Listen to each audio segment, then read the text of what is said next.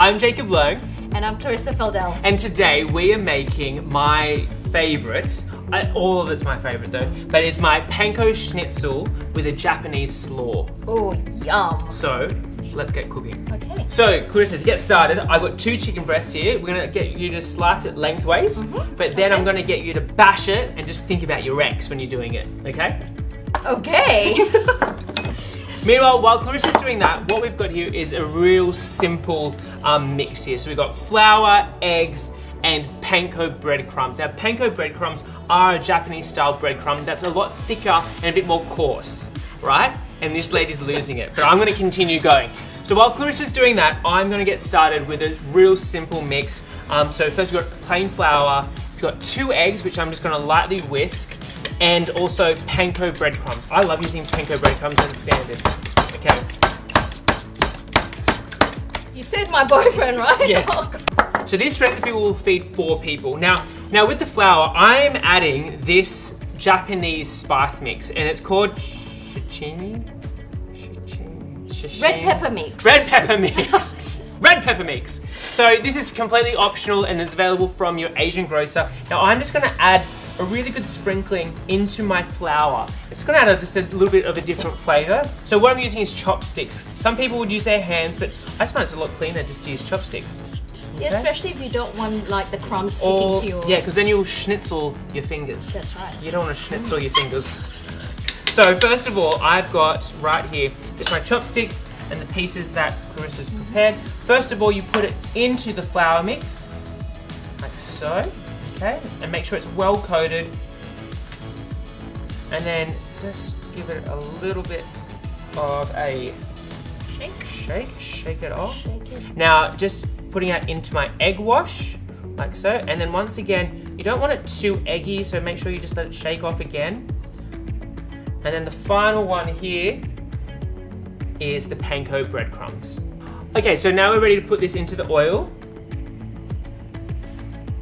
And you just want to hear that nice light sizzle, okay? Now also really important when shallow frying is that you don't have it too hot, because then you just cook the outside and it'll be raw in the middle. That's right. No one really likes raw chicken. Okay, so I've just taken our chicken off and it's resting on some paper towel just to absorb any of that excess oil. So while we're doing that, I'm just going to get Clarissa to make our Japanese slaw.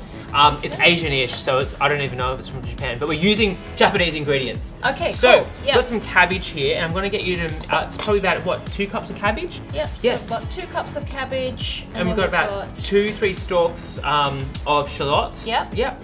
And then I've got here some delicious edamame beans, which is just about, what, 3/4 of a cup? So these ones are frozen, right? These are frozen, so just put them in the microwave and cook them. So I'm adding 3/4 of a cup of those.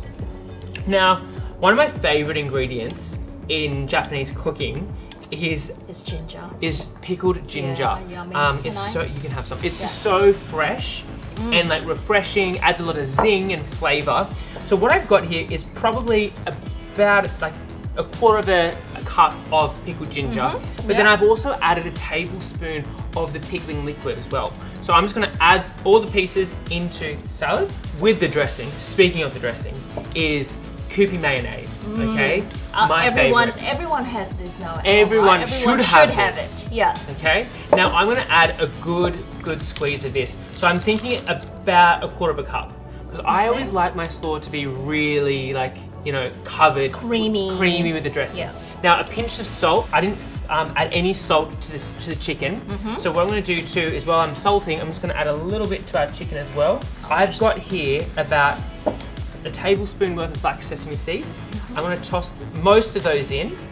Okay. Add a little bit of crunch and nuttiness. So I'm going to just take our piece of chicken and I'm going to cut it thinly. Oh, now, hear that crunch? Can you hear that crunch? Ready? Oh, look, and it's so juicy. Perfectly cooked, by the way. Oh, thank you. Fanned it out just a little bit. I'm just going to use my hands. All right, they're clean, right? Okay. Brilliant. Just can't wait to dig into that. I know, and this is such an, like, as you saw, it's like so quick, easy, so easy. Right, I love to serve this with a little extra black sesame seeds and just a little bit of citrus. Squeeze of lime, lemon. Yeah. Dig in. Oopsie. Some would say, Pusa, this is the Schnitz. You can laugh a bit more if you want. Cheers, guys. Cheers.